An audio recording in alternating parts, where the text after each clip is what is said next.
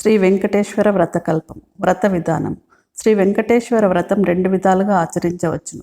మొదటి పద్ధతిలో వివాహం, గృహప్రవేశం, నూతన వ్యాపార ప్రారంభం మొదలైన కార్యక్రమాలలో పురోహితుని చేత కలశ స్థాపన చేసి విశదంగా ఆచరించవచ్చును. రెండవ పద్ధతిలో శుచిగా స్నానం చేసి ఏ రోజునైనా కేవలం కథలు పఠించిన వ్రతం చేసిన ఫలితం దక్కుతుంది. ఇప్పుడు మనం రెండవ పద్ధతి గురించి తెలుసుకుందాం. సాక్షాత్తు శ్రీ స్వామివారే సెలవిచ్చిన మరొక విశేషమేమనగా, ఒకవేళ మనకు ఎటువంటి కష్టమైనా కలిగినా ఇంత వివరంగా ఆచరించడానికి కుదరనప్పుడు తాము ఈ రెండవ పద్ధతిని కూడా ఆచరించవచ్చును. మీ ఇంట్లో సుఖ సంతోషాలు వెల్లివిరేయడానికి ఈ కథలు ప్రతి శనివారము చదువుకొనవచ్చును. లక్షలాది మంది ఈ పద్ధతిలో ప్రస్తుతం ప్రతి శనివారము ఈ రెండవ పద్ధతిలో వ్రతం ఆచరిస్తున్నారు. ఈ పద్ధతి చాలా తేలికైనది. ఈ పద్ధతిలో ఈ వ్రతం చేసిన శ్రీనివాసుని అనుగ్రహ ప్రాప్తి వెంటనే కలుగుతుంది. వ్రతం ఆచరించిన రోజున ఉదయం స్నానం చేయగానే పూజ గదిలో స్వామివారి పటం ఎదురుగా కూర్చొని వ్రతము నిర్విఘ్నంగా జరగటానికి శ్రీ విఘ్నేశ్వరుణ్ణి మనసులోనే ప్రార్థించి మనసులో అష్టదిక్పాలకులను నవగ్రహ దేవతలకు నమస్కరించవలెను. వీలైనచో శ్రీ వెంకటేశ్వర, శ్రీ మహాలక్ష్మి, శ్రీ పద్మావతి అష్టోత్తరములను చదువుకొనవలను. తరువాత 5 అధ్యాయములు చదవాలి. మీకు వీలుంటే కథలన్నీ పూర్తవగానే ఒక కొబ్బరికాయను నివేదించండి, లేదా ఏదైనా ఫలమును లేదా తాజాగా వండిన పాయసం వంటి తీపి పదార్థాలను కూడా నివేదించండి. ఇవి ఏమీ కూడా ఆచరించలేకపోతే రవ్వంత చక్కెర శ్రీ స్వామివారికి నివేదించినా స్వామి సంతోషిస్తారు. శ్రీనివాసునికి కావలసినది భక్తి మాత్రమే, హంగు ఆర్భాటం కాదు. ఈ వ్రతం భార్యాభర్తలు ఇద్దరూ కలిసి చేసుకొనవచ్చును. ఉద్యోగస్తులకు కుదరని ఎడల భార్యాభర్త విడివిడిగా కూడా చేసుకొనవచ్చును. ఈ వ్రతం చేయు విధానం: ఉపవాసం చేయవలసిన అవసరం లేదు. అలాగే ఈ వ్రతం ఇన్ని వారాలు తప్పక చేయవలనన్న నియమము లేదు. మన వీలును బట్టి ఎన్నిసార్లైనా ఈ వ్రతంను చేయవచ్చును. స్వామివారికి తులసీ దళమన్న మిక్కిలి ప్రియము కావున పూజలో తులసీ దళమును నివేదించిన అత్యంత ఫలము కలుగును.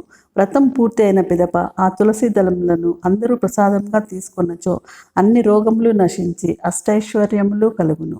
వ్రత సమాప్తి కాగానే కొబ్బరికాయను కొట్టి కొబ్బరి ముక్కలు మహాప్రసాదంతో కలిపి శ్రీవారికి నివేదించి మీరు స్వీకరించి వచ్చిన వారందరికీ ఇచ్చినచో ఎంతో పుణ్యం లభించును. 1. మనందరం గుర్తుంచుకోవలెను, మన కష్టంలనేవి విశ్వమంతట్లో ఆ స్వామివారికి తెలిసినట్టుగా మరి ఎవరికీ తెలియవు. కావున ఆ దయామయుని ప్రార్థించి సంకల్పించి వ్రతం ఆచరిస్తే తప్పక మనోసిద్ధి నెరవేరగలదు.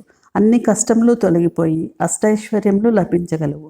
ప్రపంచవ్యాప్తంగా కోట్లాది మంది భక్తులు ఈ వ్రతంలోని 5 కథలను వీలున్నప్పుడల్లా చదువుతున్నారు. ఈ 5 కథలను ఏ రోజునైనా, రోజులో ఏ సమయంలోనైనా చదివి శ్రీ శ్రీనివాసునికి మీ మనసులోనే ఒక నమస్కారం పెడితే చాలు. మీ జీవితంలోని అన్ని సమస్యలు తొలగిపోతాయి. మీరు ఆఫీస్లో ఉన్నా, ప్రయాణంలో ఉన్నా, ఎక్కడ ఉన్నా ఈ కథలు చదివి ఆ శ్రీనివాసునికి సంపూర్ణ భక్తితో నమస్కరించండి. మీకు సర్వ శుభాలు కలుగుతాయి. సమస్త సన్మంగళాని భవంతు. శ్రీ లక్ష్మీ శ్రీనివాస కటాక్ష సిద్ధిరస్తు. శ్రీ వెంకటేశ్వర వ్రతకల్పము.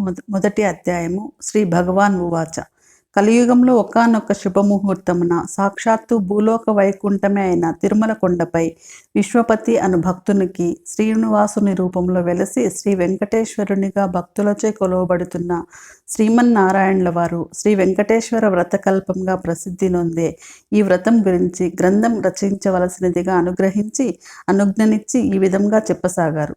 ఓ ఈ ప్రియభక్త, విశ్వపతి నామధేయ, నా ప్రియభక్తుడువైన నీకు ఇప్పుడు ఒక విశేష వ్రతకల్పం గురించి వివరిస్తున్నాను.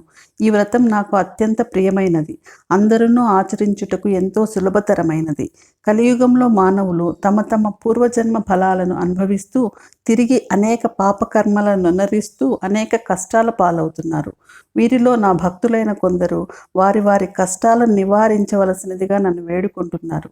ఎన్నో వ్యయ ప్రయాసలను నచ్చి తిరుమల యాత్ర చేసి నన్ను దర్శించుకుంటున్నారు. నా భక్తులంటే నాకు అత్యంత ప్రియం. నా మీదే పూర్తి భారం వేసి ధర్మపదంలో జీవితం గడిపే వారి బాధ్యత నేను వహిస్తాను. ఇప్పుడు నేను వివరిస్తున్న ఈ వ్రతము శ్రీ వెంకటేశ్వర వ్రతకల్పం అనే పేరుతో ప్రసిద్ధి పొందగలదు. ఈ వ్రతం నాకు అత్యంత ప్రియమైనది. ఈ వ్రతాన్ని భక్తి శ్రద్ధలతో ఎవరైతే ఆచరిస్తారో వారి బాధలన్నీ తక్షణం నివృత్తి కాగలవు. ఈ వ్రతం ఎవరైనాను ఎప్పుడైనాను ఆచరించవచ్చును. ప్రత్యేకించి మార్గశిర, మాఘ, కార్తీక మాసంలందు కానీ పౌర్ణమి, పంచమి, సప్తమి, ఏకాదశి తిథుల యందు కానీ, శ్రవణ, స్వాతి నక్షత్రముల రోజుల యందు కానీ ఆచరించిన మిక్కిలి ఫలదాయకము. ఈ కలియుగంలో నా భక్తులైన మీరు అనుభవిస్తున్న కష్టములన్నీ నాకు తెలియను. మీకు ఎప్పుడు ఏ కష్టం కలిగినా, ఏ ఆర్థిక సమస్యలు కానీ, ఆరోగ్య సమస్యలు కానీ, ఆరోగ్య వ్యాపార సమస్యలు కానీ కలిగి మనశ్శాంతి లేనప్పుడు ఈ వ్రతం ఆచరించిన ఎడల తక్షణమే ఆ కష్టములన్నీ తొలగిపోగలవు. మరియు మీరు మీ ఇంట ఏ శుభకార్యం తలపెట్టినను ఈ వ్రతం ఆచరించిన ఎడల ఆ శుభకార్యం నిర్విఘ్నముగా జరిగి 1000 రెట్ల శుభప్రదం కాగలదు. ఈ వ్రతం ఆచరించిన వెంటనే సకల సుఖశాంతులు, అష్టైశ్వర్యములు లభించగలవు. ఉదయమున కానీ, సాయంకాలం యందు కానీ ఈ వ్రతం ఆచరించవచ్చును. ఈ వ్రతం 5 అధ్యాయములతో కూడినది. ఈ 5 అధ్యాయములను భక్తితో పఠించవలను. మీ స్వగృహమునందు కానీ, వసతి గృహమునందు కానీ, నా ఆలయమునందు కానీ, ఏ పుణ్యక్షేత్రమునందు కానీ, నదీ తీరమున కానీ ఈ వ్రతమును ఆచరించవచ్చును. మీరు వీలైన ఎడల మీ బంధుమిత్రులందరినీ ఆహ్వానించి ఈ వ్రతం ఆచరించుటకు మిక్కిలి శ్రేయదాయకము. ఈ వ్రతం ఆచరించిన వారికిని, విన్న వారికిని, ప్రసాదమును భక్తితో స్వీకరించిన వారికిని అష్టైశ్వర్యములు కలగగలవు. ఈ వ్రతమును పూర్వకాలంలో నా ప్రియభక్తులైన ఎందరో మునీశ్వరులు ఆచరించి ఎన్నో దివ్యాశీషులు పొందినారు. భూలోకవాసులైన మీ అందరికీ ఈ వ్రతం మిక్కిలి ఆనందప్రదాయని అయి అనేక శుభములను కలుగచేయును. ప్రశాంత మనస్సుతో నన్నే తలచుకుంటూ ఈ వ్రతం ఆచరించినచో వ్రత ఫలితం మిక్కిలిగా ఉండగలదు. ఈ వ్రతం ఆచరించు విధానము మిక్కిలి సులభతరము.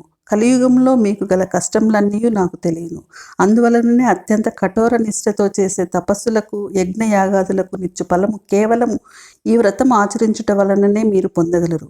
ముందుగా వ్రతం ఆచరించు ప్రదేశమును చక్కగా శుభ్రపరచుకొనవలెను. మండపంను ఏర్పాటు చేసుకొని నా ప్రియ సకులైన శ్రీదేవి భూదేవులతో కూడి ఉన్న నా పటం మండపంపై ఉంచవలను. మీకు ప్రియమైన ఇతర దేవతల పటములను కూడా ఉంచుకొనవచ్చును. నవగ్రహ దేవతలను, అష్టదిక్పాలకులను ఆవాహన చేసుకొనవలెను. లేదా వారందరికీ మనస్సులోనే నమస్కరించవచ్చును. ముందుగా పసుపు వినాయకుడిని పూజింపవలను. అటు తర్వాత ఈ వ్రతమందలి 5 అధ్యాయములను భక్తి శ్రద్ధలతో పఠించవలెను. ఇదియే ప్రథమాధ్యాయము. మిగిలిన 4 అధ్యాయములను నాకు అత్యంత ప్రీతిపాత్రులైన విశ్వామిత్ర, వశిష్ఠ, భరద్వాజ, అత్రి మునీశ్వరులు ప్రవచించారు. ఈ 5 అధ్యాయములను పఠించిన తరువాత నాకు ప్రియమైన స్తోత్రములను పఠించవచ్చును. ప్రతి అధ్యాయమునకు చివర గోవింద గోవింద గోవింద అని 3 సార్లు స్మరించవలెను. ఈ కలియుగంలో సామాన్య మానవులైన మీ అందరి కష్టాలు నాకు తెలియను. కావున మరొక విశేషమును కూడా చెప్తున్నాను. ఈ వ్రతమును ఇంత వివరంగా చేసుకున్న శక్తి లేనివారు మీరు ఒక్కరే నా పటం ముందు ఎదురుగా కూర్చొని విఘ్నేశ్వరునికి, నవగ్రహములకు, అష్టదిక్పాలకులకు మనస్సులోనే నమస్కరించి ఈ 5 కథలను పఠించి మీకు వీలున్న ఏ ఫలమునైనా నాకు నివేదించి ప్రసాదంగా స్వీకరించవచ్చును. ఈ విధంగా చేసినా కూడా మీ కార్యసిద్ధి కాగలదు. మీ కష్టములన్నీ తొలగిపోగలవు.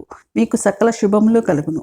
ఎవరైతే ఈ వ్రతం అత్యంత భక్తి శ్రద్ధలతో ఆచరిస్తారో వారి గృహమునకు స్వయంగా నేనే ఏదో ఒక రూపంలో వచ్చి ప్రసాదాన్ని స్వయంగా స్వీకరిస్తాను. నా అనుగ్రహం మీ అందరి యందు ఎల్లప్పుడూ ఉంటుంది.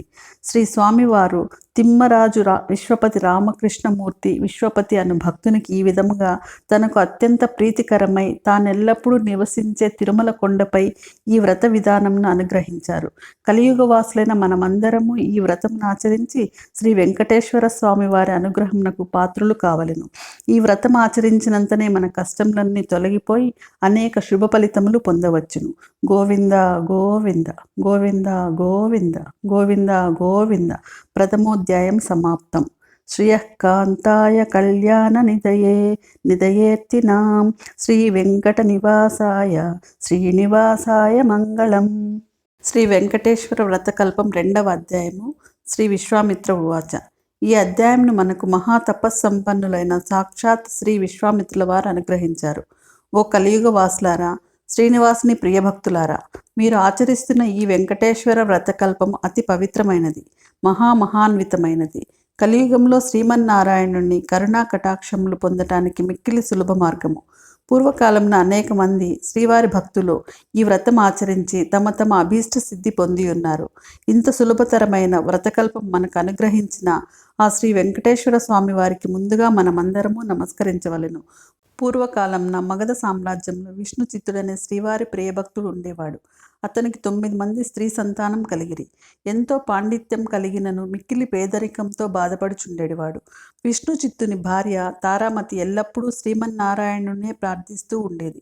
అప్పుడప్పుడు వివాహాది శుభకార్యాల పౌరోహిత్య కార్యక్రమంలో దక్షిణగా వచ్చడి కొద్ది సొమ్ముతో ఎంతో కష్టాలు పడుతూ కాపురం సాగిస్తున్నారు ఆ దంపతులు. కుమార్తెలకు యుక్త వయసు సమీపించింది. తారామతికి ఎప్పుడు వీరి వివాహం ఎట్లు జరిపించవలెనా అని చింతగా ఉండేది. ఆ శ్రీనివాసునే ప్రార్థిస్తూ కాలం గడుపుచుండెడిది. ఓ శ్రీనివాస భక్తులారా, ఆశ్రిత జనరక్షకుడైన శ్రీ వెంకటేశ్వర స్వామి వారికి తన భక్తులన్న అపార ప్రేమయని మనందరికీ తెలిసినదే కదా. ఆనాడు మాఘ పౌర్ణమి ఉదయాన్నే ఒక వృద్ధ బ్రాహ్మణుడు విష్ణు చిత్తుని ఇంటి తలుపు తట్టాడు. అయ్యా, నేను వంగదేశపు వాసిని. ఒక యజ్ఞ నిమిత్తం వెళుతూ దారి మధ్యలో ఈ దేశం వచ్చాను. దయచేసి ఈ ఒక్కరోజు మీ ఇంట్లో ఉండనిచ్చినచో తిరిగి రేపు ఉదయమే వెళ్ళిపోగలను అని విష్ణు చిత్తుని అర్థించాడు. అందులకు విష్ణు చిత్తులు, స్వామి, అంతకు మించి అదృష్టం మాకేమున్నది? అతిథి సాక్షాత్తు శ్రీమన్నారాయణునితో సమానమని మన పురాణాలు ఘోషిస్తున్నాయి కదా. తమరు ఎటువంటి సంకోచము లేకుండా మా ఇంటిలో తప్పగా ఉండవలసింది అని ఆ ముసలి బ్రాహ్మణుని లోపలికి తీసుకువచ్చి సపరేళ్లు గావించారు. ఆ రోజు మధ్యాహ్న భోజనానంతరము ఆ వృద్ధ బ్రాహ్మణుడు తారామతితో ఇలా అన్నాడు. ఏమమ్మా దిగులుగా ఉన్నావు? ఏమిటి నీ బాధ? ఏమి సంకోచించకుండా చెప్పు అన్నాడు. అప్పుడు తారామతి, స్వామి, తమరు మహా తపస్సంపన్నులు. తేజస్సులో సాక్షాత్తు ఆ వైకుంఠవాసుని మాదిరిగా ఉన్నారు. మీ వద్ద దాచేదేమున్నది? నా మనోవేదంతా నా పుత్రికల వివాహం గురించియే అని విన్నవించుకున్నది. అంతటా ఆ విప్రోత్తముడు చిరునవ్వు నవ్వి, తల్లి, నీ బాధ నేను గ్రహించి తిని. నీ కష్టంలన్నీ తొలగిపోయి కుమార్తెలకు శుభప్రదంగా వివాహం కాగలుగుటకు ఒక అద్భుత వ్రతం మీకు చెప్పెదను. ఆ వ్రతము ఆచరించిన మీ కష్టంలన్నీ పటాపంచలు కాగలవు. శ్రీ వెంకటేశ్వర వ్రతమును, ఈ వ్రతం మిక్కిలి సులభతరము అని చెప్పి ఆ వ్రత విధానం అంతయు ఆ దంపతులకు వివరించాడు. అంతట విష్ణు చిత్తుడు, స్వామి, మహాసంతోషం. ఇంతకు మించి మహాభాగ్యం ఏముంటుంది? ఎన్నో రోజులు ఎందుకు, శుభస్య శీఘ్రం అన్నారు కదా మన పెద్దలు. ఈరోజు మాఘ పౌర్ణమి, ఎంతో శుభదినము. ఈరోజే తమరు సెలవిచ్చిన శ్రీ వెంకటేశ్వర వ్రతమును ఆచరించెదము అని విష్ణు చిత్తులు, తారామతి దంపతులిద్దరూ తమ కుమార్తెలందరితో కలిసి ఆ రోజు సాయంకాలముననే బంధుమిత్రులను పిలుచుకొని శ్రీ వెంకటేశ్వర వ్రతమును అత్యంత భక్తి శ్రద్ధలతో ఆచరించారు. వచ్చిన భక్తులందరూ వ్రతము పూర్తి అయిన పిమ్మట తీర్థ ప్రసాదములు స్వీకరించి తమ తమ గృహములకు వెడలిరి. అప్పుడు విష్ణు చిత్తుల వారు భార్యా సమేతంగా ఆ బ్రాహ్మణోత్తమునికి పాద నమస్కారం కావించి తమ దంపతులను ఆశీర్వదించవలసినదిగా వేడుకున్నారు. అప్పుడు ఆ బ్రాహ్మణోత్తముడు వ్రత తీర్థ ప్రసాదములు తానును స్వీకరించి మనోభీష్ట సిద్ధిరస్తు, శ్రీ లక్ష్మీ శ్రీనివాస కటాక్ష సిద్ధిరస్తు అని ఆశీర్వదించాడు. అంతలో చీకటి పడి నిద్రా సమయమైనది. అంతటా విష్ణు చిత్తుడు ఆ బ్రాహ్మణునికి ఒక చిరిగిన దుప్పటినిచ్చి కన్నీటి పర్యంతముగా, స్వామి, కడు పేదనైన నా వద్ద ఇంతకు మించి మంచి దుప్పటి లేదు. ఈ రాత్రికి నన్ను క్షమించి దీని యందే విశ్రమించమలెను అని వేడుకొన్నాడు. అందుకు ఆ బ్రాహ్మణుడు చిరునవ్వు నవ్వి, ఏమీ చింతించవలసినది ఏమి లేదు అని చెప్పి తను బయట వసారాలో పడుకుంటానని చెప్పాడు. కొద్దిసేపటికే అందరూనూ నిద్రకు ఉపక్రమించారు. రాత్రి 4వ జాము ఉరుములు మెరుపులతో పెద్ద వర్షం మొదలైంది. అంతా కటిక చీకటి. గాఢాంధకారంలో కంటికి ఏమీ కానరావట్లేదు. విష్ణు చిత్తునికి బయట పడుకున్న ఆ ముసలి బ్రాహ్మణుడు ఎలా ఉన్నాడో అని బెంగగా ఉంది. కానీ ఈ గాఢాంధకారంలో ఏమీ కనిపించక ఎప్పుడెప్పుడు తెల్లవారుతుందా అని ఆ రాత్రి గడిపారు ఆ కుటుంబమంతా. ఇంతలో తెల్లవారింది. వాన తేలిక పడింది. బయట బ్రాహ్మణుడు ఏమైనాడో, ఎంత బాధపడుతున్నాడో అనుకుంటూ బయటకు వచ్చిన ఆ దంపతులకు అద్భుత దృశ్యం కనిపించింది. అక్కడ విప్రోత్తముడు లేడు. చిరిగిన దుప్పటి స్థానంలో పట్టు పీతాంబరం ఉంది. ఆ పీతాంబరంపై శ్రీ వెంకటేశ్వర స్వామి వారి విగ్రహం చిరునవ్వుతో కనిపించింది. జరిగినదంతా ఆ దంపతులకు అర్థమైంది. వారి ఆనందానికి అవధులు లేవు. వచ్చింది సాక్షాత్ ఆ శ్రీమన్నారాయణుడే. ఆహా, ఏమి మన భాగ్యము! కానీ ఆ స్వామివారిని గ్రహించలేకపోతుమే. చివరికి చిరిగిన దుప్పటినిచ్చినామే అని తలుస్తూ శ్రీ స్వామివారి విగ్రహాన్ని కళ్ళకద్దుకొని ఇంట్లోకి వచ్చారు. ఇల్లంతా స్వర్ణమయంగా కనిపించింది. అంతటా ధనరాశులే. ఆహా, శ్రీ వెంకటేశ్వర స్వామి వారి వ్రతకల్ప మహత్యం వలన కదా ఇదంతయు జరిగినది అని ఆ స్వామిని అనేక విధాల స్తుతించారు. చూసారా, సాక్షాత్తు శ్రీ స్వామివారే ఆ భక్తుని ఇంటికి అతిథి రూపంలో వచ్చి వ్రత విధానం చెప్పడమే కాకుండా తీర్థ ప్రసాదాలు కూడా తానే స్వయంగా స్వీకరించాడు. శ్రీ స్వామివారు అంతటి కరుణామయుడు. ఎవరైతే భక్తి శ్రద్ధలతో ఈ వ్రతం ఆచరిస్తారో వారింటికి తానే స్వయంగా ఏదో ఒక రూపంలో తప్పక వస్తాడు. మీరందరూ కూడా ఈ వ్రతాన్ని ఆచరించి స్వామి కరుణా కటాక్షాలు పొందండి. శ్రీ లక్ష్మీ శ్రీనివాస కటాక్ష సిద్ధిరస్తు అని విశ్వామిత్రుల వారు సెలవిచ్చారు. గోవింద గోవింద గోవింద గోవింద గోవింద గోవింద. 2వ అధ్యాయం సమాప్తం. శ్రియః కాంతాయ కళ్యాణ నిధయే నిధయేర్థినాం శ్రీ వెంకట నివాసాయ శ్రీనివాసాయ మంగళం. శ్రీ వెంకటేశ్వర వ్రతకల్పం 3వ అధ్యాయము. శ్రీ వశిష్ఠ ఉవాచ. ఈ అధ్యాయాన్ని మహా తపోనిష్ఠా గరిష్ఠులైన శ్రీ వశిష్ఠ మునీశ్వరుల వారు శ్రీమన్నారాయణుల వారి అనుగ్రహంతో మనకు వివరించారు. ఓ కలియుగ వాసులారా, శ్రీనివాసుని ప్రియభక్తులారా, వైకుంఠంలోని శ్రీమన్నారాయణుడే నేటి తిరుమల శ్రీ వెంకటేశ్వరుడు. కలియుగ వాసులైన మీ అందరి కష్టాలను తీర్చడానికి స్వామి మీకు అతి చేరువలో ఈ తిరుమల కొండపై అవతరించారు. ఆ స్వామివారిని ప్రసన్నం చేసుకోవటానికి ఈ వ్రతం మిక్కిలి సులభతరం. ఈ వ్రతం భక్తి శ్రద్ధలతో ఆచరించిన వారు సకల సౌభాగ్యాలను అనుభవిస్తారు. పూర్వకాలంలో అవంతి దేశంలో భాగ్యనగరం అనే పట్టణం ఉండేది. పేరుకు తగినట్టుగానే ఆ పట్టణంలో అనేక మంది భాగ్యవంతులు ఉండేవారు. అయితే వారు తమ తమ సంపదలను చూసుకొని గర్విస్తూ మిగిలిన సామాన్యులను అతిహీనంగా చూసేవారు. ఆ ఐశ్వర్యమంతా తమ గొప్పేనని తలస్తూ నిత్య పూజలు కాదు కదా, విశేష రోజుల్లో కూడా ఏ పూజలు చేసేవారు కాదు. ఆ సృష్టికర్త శ్రీమన్నారాయణునికి వీరందరికీ జ్ఞానోదయం కలిగించాలని తోచింది. ఒక రోజున ఆ ధనవంతులందరూ అనేక విందు విలాసాల్లో మునిగి తేలుతున్నారు. ఆ పట్టణ తూర్పు వీధిలో గల శ్రీమన్నారాయణ ఆలయంలో కనీసం దీపం వెలిగించే నాదుడు కూడా కరువయ్యాడు. ఆ రోజు తొలి ఏకాదశి, అత్యంత పర్వదినం. కానీ ఆ పట్టణంలో ఒక్కరు కూడా ఆ ఆలయానికి పూజాధికాలు నిర్వర్తించాలని ఆలోచించట్లేదు. సాయంత్రం ఉన్నట్లుండి దట్టమైన మబ్బులు కమ్ముకున్నాయి. బ్రహ్మాండమైన కుంభవృష్టి. వ్యాపారులందరి ఇళ్ళు నీట మునిగిపోసాగాయి. అంతా గాఢాంధకారం. తెల్లవారేసరికి ఊరంతా నేలమట్టమైంది. వ్యాపారుల ఇళ్ళన్నీ కూలిపోయాయి. అన్ని ఐశ్వర్యాలు పోయి చివరికి కట్టుబట్టలతో మిగిలారు. ఎందుకు ఈ ఉపద్రవం? ఎందుకు ఈ జలప్రళయం? ఎవరికీ అంతుబట్టట్లేదు. అంతలో వారికొక విశేషం కనిపించింది. ఊరి చివరన ఉండే పూరిపాకల్లో చెక్కు చెదరకుండా ఉన్నాయి. వారికి ఆశ్చర్యం కలిగింది. ఇంత కుంభవృష్టిలోనూ ఆ పూరిపాకలు ఎలా ఉన్నాయి అని వారిలో వారు అనుకుంటుండగా ఇంతలో ఒక పెద్ద మెరుపు మెరిసింది. ఆకాశవాణి ఇలా పలికింది: ఓ మూర్ఖులారా, మీ సంపదలన్నీ మీ గొప్పతనమని మీరు తలుచుకోవడం వలననే ఇలా జరిగింది. ఆ పూరి గుడిసెలో నివసించే దేవయ్య నాకు ప్రియభక్తుడు. అతి సామాన్యుడైన దేవయ్య ప్రతిరోజు ఆ ఊరిలోని శ్రీ లక్ష్మీనారాయణ ఆలయంలో దీపం వెలిగిస్తున్నాడు. అంతేకాక ప్రతి ఏకాదశి నాడు తనకు వీలున్నంతలో శ్రీ వెంకటేశ్వర వ్రతకల్పాన్ని నిర్వర్తిస్తున్నాడు. ఆ వ్రతం ఫలితంగానే తనతో పాటే ఆ గుడిసెలోని వారందరూ రక్షింపబడ్డారు. మీరందరూ కూడా ఆ వ్రతం ఆచరించిన ఎడల మీ ఐశ్వర్యములను తిరిగి పొందగలరు అని వివరించింది. వెంటనే వారందరూ ఆ ఆలయానికి వెళ్ళి తక్షణమే అందరూ తల్లొక్క పనికి పూనుకొని శ్రీ వెంకటేశ్వర వ్రతకల్పాన్ని ఆచరించారు. ఆ వ్రత ఫలితంగా అందరి గృహాలు పూర్వరూపంలో కనిపించాయి. అది మొదలుగా ఆ వర్తకులందరూ శ్రీవారి భక్తులై ప్రతి ఏకాదశి నాడు శ్రీ వెంకటేశ్వర వ్రతకల్పాన్ని ఆచరిస్తూ బ్రతికినంత కాలం సుఖ సౌభాగ్యాలతో ఉండి చివరికి ముక్తి పొందారు అని శ్రీ వశిష్ఠుల వారు వివరించారు. గోవింద గోవింద గోవింద గోవింద గోవింద గోవింద. 3వ అధ్యాయం సమాప్తం. శ్రియః కాంతాయ కళ్యాణ నిధయే నిధయేర్థినాం శ్రీ వెంకట నివాసాయ శ్రీనివాసాయ మంగళం. శ్రీ వెంకటేశ్వర వ్రతకల్పం 4వ అధ్యాయం. శ్రీ భరద్వాజ ఉవాచ. శ్రీమన్నారాయణునికి అత్యంత ప్రీతికరమైనటువంటి శ్రీ వెంకటేశ్వర వ్రతకల్పంలోని 4వ అధ్యాయంను మహామునీశ్వరులు శ్రీ భరద్వాజ మహర్షుల వారు ఈ విధంగా చెబుతున్నారు. ఓ కలియుగ వాసులారా, శ్రీమన్నారాయణ ప్రియభక్తులారా, మీరు ఆచరిస్తున్నటువంటి శ్రీ వెంకటేశ్వర వ్రతకల్పం అద్భుతమైనది. మీ కోరికలనన్నిటినీ తక్షణమే తీర్చగల ఉపాయము. శ్రీ వెంకటేశ్వరుని ప్రసన్నం గావించుకోవటానికి అత్యంత సులభ మార్గం ఇదియే. మీ అందరినీ అనుగ్రహించడానికి సాక్షాత్తు ఆ వైకుంఠవాసుడే కలియుగంలో తిరుమల కొండపై శ్రీనివాసునిగా వెలిశాడు. ఎన్నో జన్మల పుణ్యఫలం చేత కానీ తిరుమల కొండపై కాలిడడం సాధ్యం కాదు. స్వామి దర్శనం సాధ్యం కాదు. అదేవిధంగా ఈ శ్రీ వెంకటేశ్వర వ్రతకల్పం ఆచరించే సంకల్పం కలుగుట కూడా ఎంతో పూర్వజన్మ ఫలం వలననే కానీ సాధ్యం కాదు. ఆచరిస్తున్న వారు, కథలు విన్నవారు, ప్రసాదం స్వీకరించిన వారు శ్రీవారి కృపకు పాత్రులై ఎంతో మహాభాగ్యం పొందుదురు. పూర్వకాలంన నగరి అనే గ్రామంలో ధనగుప్తుడనే వ్యాపారుడు ఉండేవాడు. అతడు మహాలోభి. ఎంత ఐశ్వర్యం సంపాదించినను అతని లోబితనంనకు అంతు లేకుండెను. ఈ ఐశ్వర్యమంతయు తన గొప్పయే అనుకొని విర్రవీగెడివాడు. ఎంతటి వారైనను ఆ అహంకారమే కదా అదో పాతాళంనకు తోసివేయనది.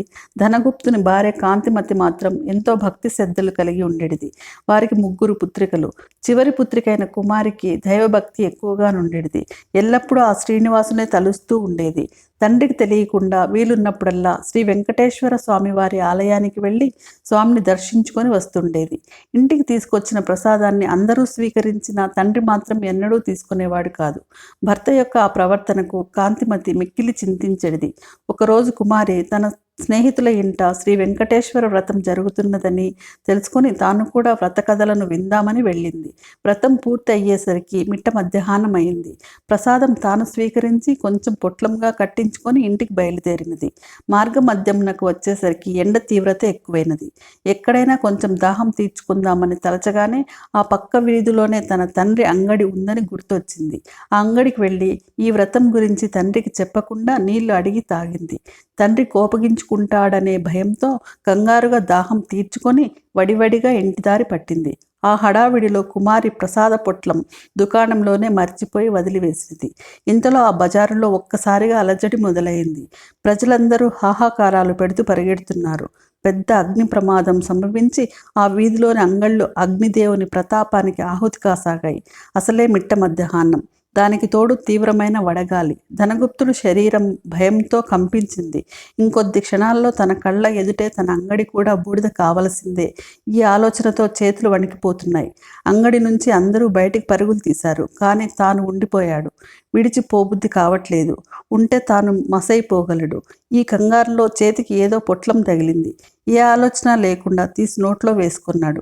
తీయగా అనిపించింది. అంతేకాదు మనస్సు కొంచెం స్థిమితపడ్డట్టు కూడా తోచింది. అప్పుడే ఒక అద్భుత సంఘటన జరిగింది. మంటలన్నీ ధనగుప్తుడు ముందు దుకాణం వద్దే ఆగిపోయాయి. ఒక్క నిప్పు రవ్వ కూడా తన దుకాణంపై పడలేదు. ఏమి ఈ విచిత్రము, ఏమి ఈ మాయ? ధనగుప్తుడి నోటి మాట రాలేదు. ఇంతలో ఆ వీధిలో అగ్ని ప్రమాదం జరిగిందని ఇంటిలో తెలిసి భార్య కాంతిమతి కుమార్తెలతో సహా భయాందోళనతో ఆ శ్రీనివాసునే ప్రార్థిస్తూ అక్కడికి వచ్చారు.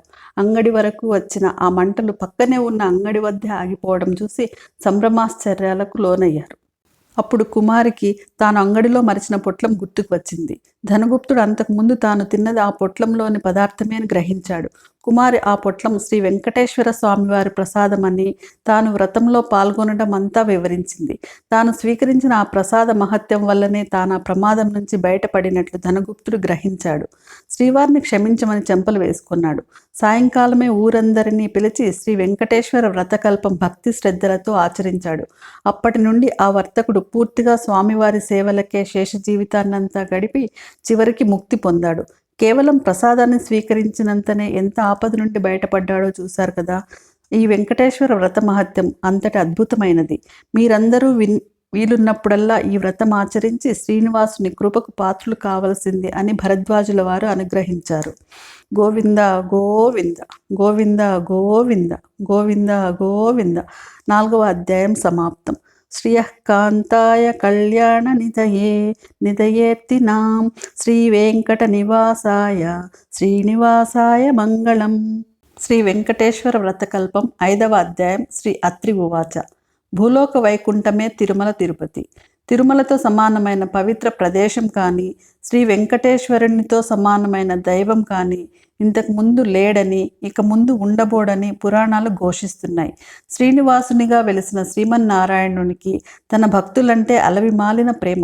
ఎవరైతే తన మీదే పూర్తి భారం వేసి నిత్యం తననే స్మరిస్తూ సత్ప్రవర్తన కలిగి జీవిస్తారో వారి యోగక్షేమాలు తానే వహిస్తాడు. అంతటి దివ్య దేవుని ప్రసన్నం చేసుకోవటానికి అత్యంత సులభతరమైన మార్గం శ్రీ వెంకటేశ్వర వ్రతకల్పం. ఈ అద్భుత వ్రతకల్పంలోని 5వ అధ్యాయాన్ని మహా తపస్సంపన్నులైన శ్రీ అత్రి మహర్షుల వారు ఇలా అనుగ్రహించారు. నాయనలారా, శ్రీనివాసుని ప్రియభక్తులారా, కలియుగవాసులైన మీ అదృష్టం చెప్పనలవి కానిది. కృత, త్రేత, ద్వాపర యుగాలలో ఎంతో కఠోర నియమ నిష్టలతో ఆరాధిస్తే కాని ప్రసన్నం కాని శ్రీమన్నారాయణుడు కలియుగంలో కేవలం నామస్మరణతోనే మిమ్మల్ని అనుగ్రహిస్తున్నాడు. ఆర్తితో పిలిచిన వారి చెంత తక్షణమే ఉంటాడు. అంతటి కరుణామూర్తి శ్రీనివాసుడు. తిరుమల క్షేత్రమంతా సాలగ్రామమయమే. ఆ పవిత్ర కొండపై మీరు వేసే ప్రతి అడుగు ఎన్నో జన్మల పుణ్యఫలం. పూర్వకాలంలో కౌమార దేశంలో మిత్రుడు అనే చాకలివాడు ఉండేవాడు. అతడు తన కులవృత్తిని నిర్వర్తిస్తూ వీలున్నంతలో దాన ధర్మాలు గావిస్తూ ధర్మపరంగా జీవించేవాడు. కానీ అతని దిగులంతా అతనికున్న అవిటితనమే. కాళ్ళు అవిటిది కావడం చేత ఉతికిన బట్టలు మూట కట్టి ఇంటింటికి తిరిగి ఇవ్వడం చాలా కష్టంగా ఉండేది. దానికి తోడు గంపెడు సంసారం. కష్టపడకపోతే పూట గడవదు. ఎల్లప్పుడూ ఆ శ్రీనివాసునే ప్రార్థిస్తూ ఉండేవాడు. ఏదో ఒక రోజున ఆ స్వామి తనను కరుణిస్తాడన్న నమ్మకంతో జీవనం సాగిస్తున్నాడు. భక్తజన సులభుడైన శ్రీమన్నారాయణుడు ఇదంతా గమనిస్తూనే ఉన్నారు. ఎవరికైనా వారి పూర్వజన్మ కర్మ నివృత్తి అయ్యే సమయానికి శ్రీనివాసుడే ఏదో ఒక రూపంలో వచ్చి తన భక్తులను తప్పక ఆదుకుంటాడు. ఒకరోజు సాయంకాలం నాడు రోజులాగే మిత్రుడు చాకిరేవు నుండి బట్టల మూటతో పట్టణానికి రోజుతూ రొప్పుతూ తిరిగి వస్తున్నాడు. ఇంతలో మార్గమధ్యంలో వాడికి ఒక ముసలి బ్రాహ్మణుడు తారసిల్లాడు. సహజంగా భక్తి శ్రద్ధలు కలవాడు అవడం చేత మిత్రుడు భుజం మీద మూట కింద పెట్టి ఆ బ్రాహ్మణునికి నమస్కరించాడు. అంతటా ఆ విప్రమోత్తముడు, నాయనా, అవిటి కాలితో ఎంతో బాధపడుతున్నావు. నీ బాధ చూడటానికే కష్టంగా ఉంది. నువ్వెంత కష్టపడుతున్నావో కదా అని అన్నాడు. అప్పుడు ఆ మిత్రుడు, స్వామి, మీరెవరో మహానుభావుల్లాగా ఉన్నారు. గంపెడు సంసార భారం చేత నాకు ఈ పని తప్పడం లేదు. ఈ అవిటితనం పోయే మార్గం ఏదైనా సెలవియ్యండి అని విన్నవించుకున్నాడు. అప్పుడు ఆ ముసలి బ్రాహ్మణుడు, నాయనా, తప్పక చెబుతాను, సావధానంగా విను. నీ అవిటితనం పోవడమే కాకుండా నీకు అష్టైశ్వర్యాలు కలిగే వ్రతం ఒకటి చెబుతాను. వ్రతం ఆచరించిన మరుక్షణమే నీకు 1000 వరహాలు లభిస్తాయి. అయితే ఒక షరతు, అందులో సగం నాకు సమర్పించాలి. రేపు మళ్ళీ ఇదే సమయానికి ఇక్కడికి వస్తానని చెప్పాడు. అప్పుడు మిత్రుడు, స్వామి, ఇంతకు మించిన మహాభాగ్యం ఏముంటుంది?